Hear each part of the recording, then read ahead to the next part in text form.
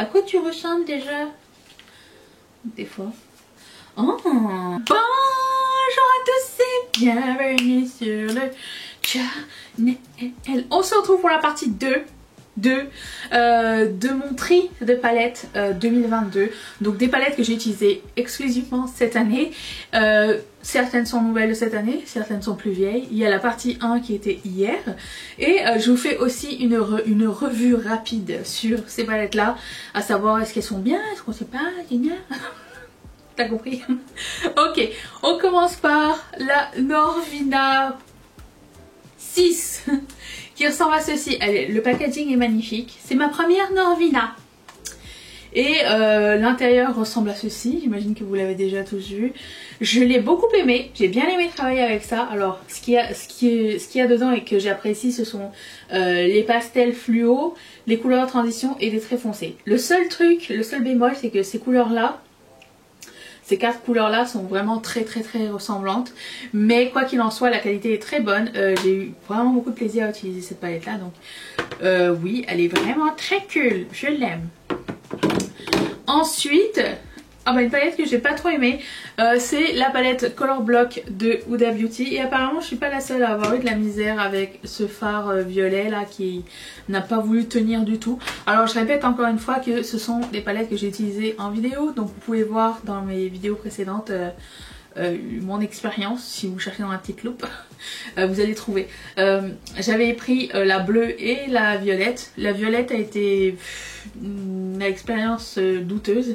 Les lumineux sont toujours magnifiques chez Huda Beauty, mais alors le violet ça là, catastrophe. Il y avait un cake liner aussi que je trouvais pas assez contrastant avec le reste de la palette quand on l'utilisait, à moins d'avoir mis juste le orangé, mais bref, c'était pas la meilleure pour moi. Et comme de par hasard, j'ai la bleue ici qui était bien plus cool.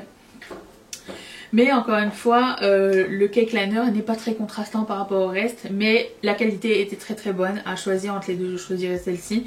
Elle ressemble quand même à la Emerald, si je ne m'abuse, avec cette couleur là, surtout ça me fait penser à ça. Puis il y avait une espèce d'autre couleur comme ça aussi dedans. Si vous n'avez pas eu la Emerald, ça peut valoir la peine. J'aime beaucoup la Emerald. Voilà. Ensuite, la Soulfly de Colourpop, je me rappelle même pas. À quoi tu ressembles déjà? Des fois. Oh, ok, très cool. Je me rappelle plus de mon expérience par contre. Mais j'aime la Color Story. Ça m'étonne pas que je l'ai prise. Il y a le même duochrome qu'ils mettent dans toutes les palettes là. Un turquoise, ok, palette confort, palette facile. On aime bien, on aime bien. Il en faut, il en faut. Je continue avec Colourpop. Celle-là, je m'en rappelle. La Secret Admirer. Celle avec les fards en petit cœur aussi à l'intérieur. Moi j'aime beaucoup le rose et ainsi que les bordeaux. Donc cette palette là était super. J'ai beaucoup aimé. Je sais pas si toutes ces palettes existent encore hein, parce que chez Colourpop ils ont un roulement un petit peu weird. Mais très sympa à utiliser. Est-ce que la Color Story c'est du jamais vu? Non, mais est-ce qu'on demande ça chez Colourpop de nos jours? C'est plus la peine.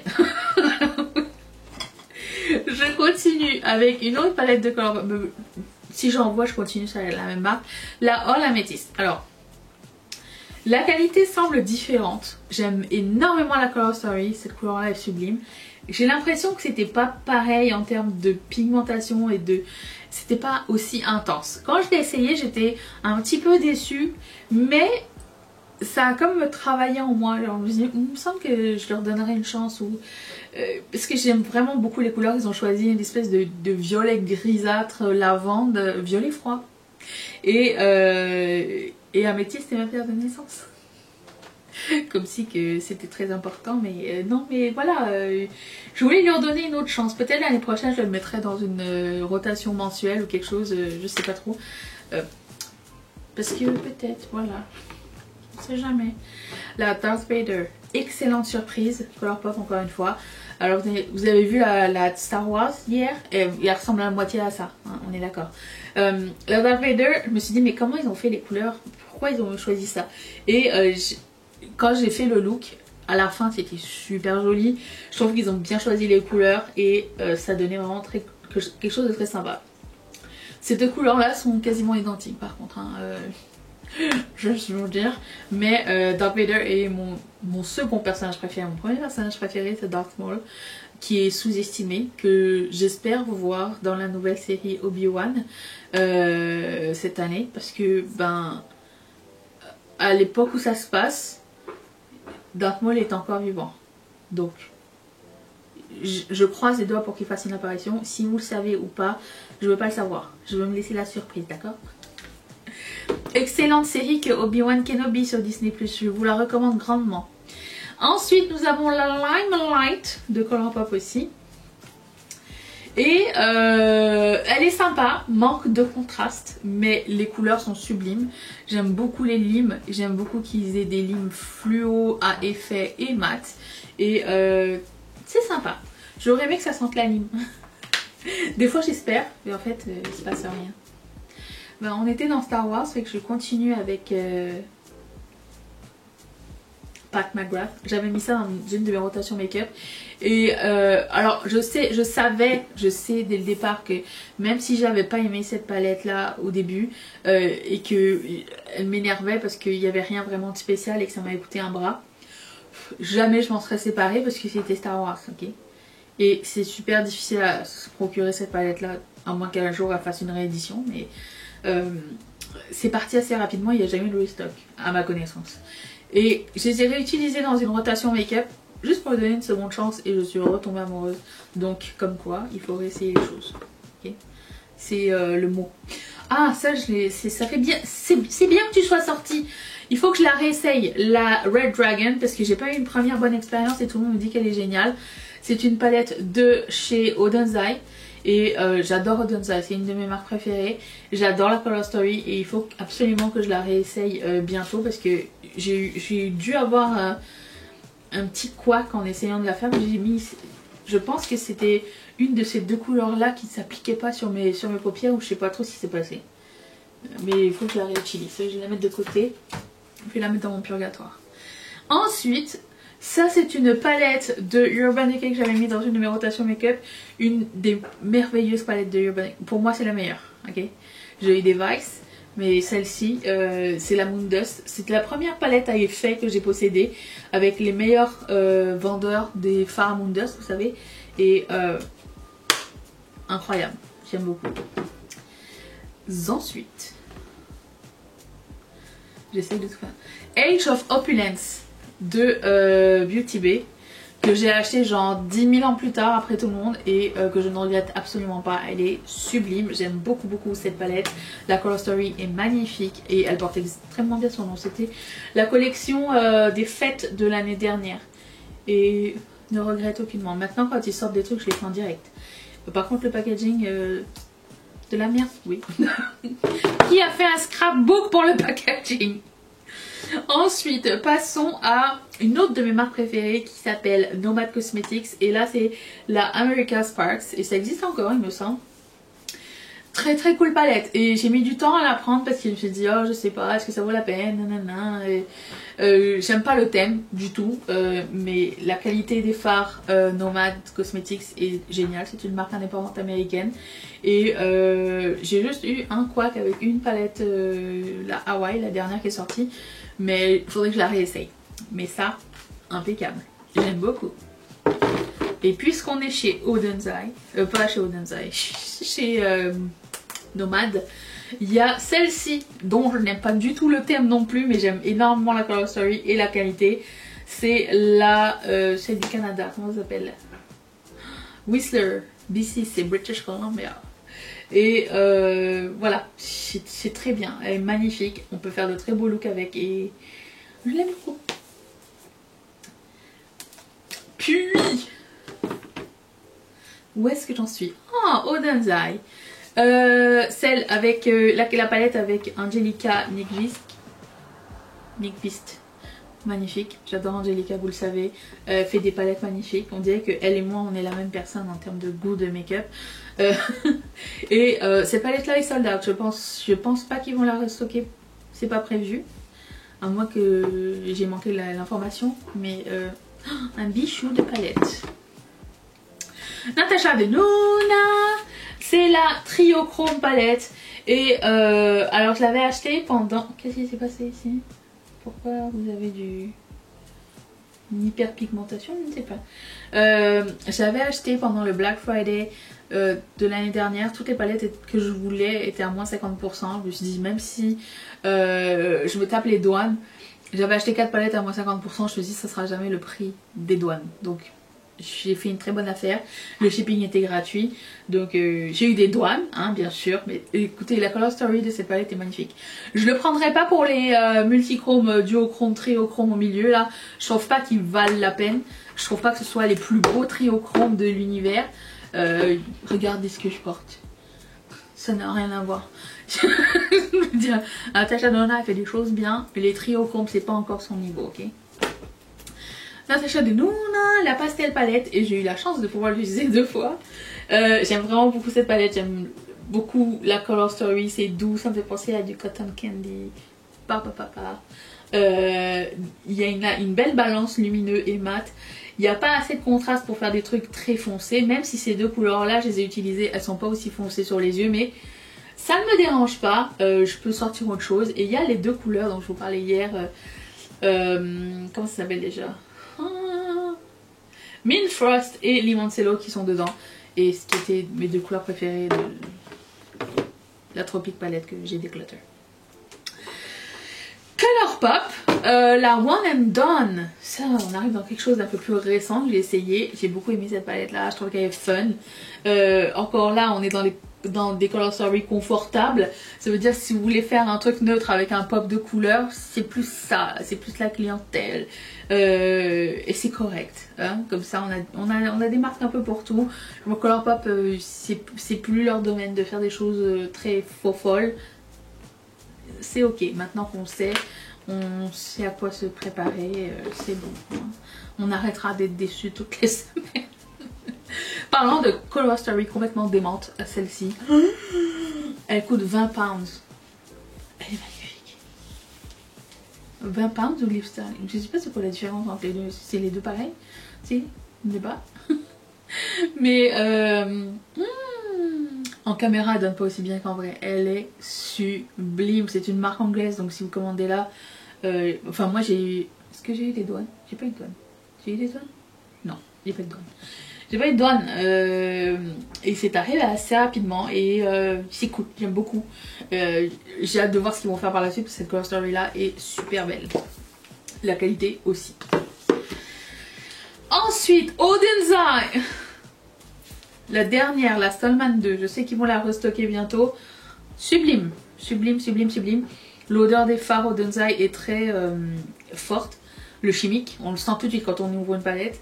Mais ça tient super bien, même les fards métalliques et tout, j'ai pas eu de crease ni rien, donc on apprécie. Une des plus belles découvertes de l'année, parce qu'on est rendu au milieu de l'année là, la Géode palette. Alors certaines rillettes sur notre groupe Facebook, le lien est dans la barre d'infos avec le mot de passe. Si vous n'avez pas le mot de passe, vous pouvez pas rentrer. On trouvait que vous pouvez le prendre aussi sur Amazon. What's Up Beauty, si jamais ça vous tente. Et cette palette là est vraiment sublime, j'ai été surprise et elle est trop belle, elle est géniale, elle s'applique bien, il y a des fards à effet à l'intérieur, il y a des mats et voilà, c'était vraiment cool. Le format s'il vous plaît, est-ce que tout le monde pourrait faire ce format de palette? Pas plus grand, merci. Puis dedans il y a combien de fards? 2, 3, 4, 5, 6. 6 plus 6, 12. Très suffisance. Voilà. Si jamais quelqu'un écoute, merci. Ça serait bien de garder ce format de palette pour toutes les palettes du monde. Merci beaucoup. Ensuite, Pat McGrath, volume 1, 2. Avec le petit kaki, c'est le 2 ça? Il me semble bien. Il me semble bien que c'est le 2. J'ai bien aimé, j'ai beaucoup aimé, j'aime bien les collections de pâtes. De toute façon maintenant, ça y est, je suis passée du côté obscur de la garden party. À moi les sandwichs au concombre, qu'est-ce que vous voulez? Voilà, on évolue dans la vie. Ensuite, la Cinderella palette de Sigma. sublime. Sublime palette, j'ai acheté grâce à toi Joël, c'est une de mes abonnées qui m'a dit tu devrais l'acheter, elle me l'a swatché. J'étais comme ah oui en effet parce que les photos de cette palette là ne lui rendent pas du tout justice. Et je l'ai utilisé aussi, et, un bijou. En plus c'est Cinderella. Non pas que ce soit ma princesse préférée mais c'est Disney donc voilà. Ensuite la Sugar High. Est-ce que c'est pas la plus belle color story de Ménagerie Cosmetics? Oh, cette couleur là s'il vous plaît, c'était merveilleux, c'était un grand plaisir. Merci Ménagerie Cosmetics pour cette beauté. Je sais que ça reviendra au mois de juin, que cette palette là n'est plus en stock en ce moment, mais ils ont dit mois de juin donc on n'est pas loin. Ensuite la Love Note de comment ça s'appelle? Bip, non, Beauty Bay, c'est écrit hein, mais non. Elle est très très belle. J'aime beaucoup les violets et les roses avec un petit peu de brun. Ça c'est comme c'était la palette de Saint-Valentin parfaite. Elle est trop bien. Je l'aime beaucoup. Recommande. Est-ce qu'elle existe encore? Je ne sais pas. Vous devez le savoir mieux que moi. Ensuite, Natasha Denona. La palette numéro 5. Alors elle m'est arrivée cassée. Mais c'est une palette, une vieille palette hein. Mais je l'ai achetée parce qu'elle était à moitié prix. Et excellente surprise cette palette là. Magnifique. Je la recommande aussi. Voilà. Alors ça, c'est un bijou de palette. J'ai très hâte de savoir ce que Martin Cosmetics va nous faire dans le futur. Parce que je suis tombée amoureuse de cette palette. C'est la quoi, la 669, c'est ça? Elle est splendide.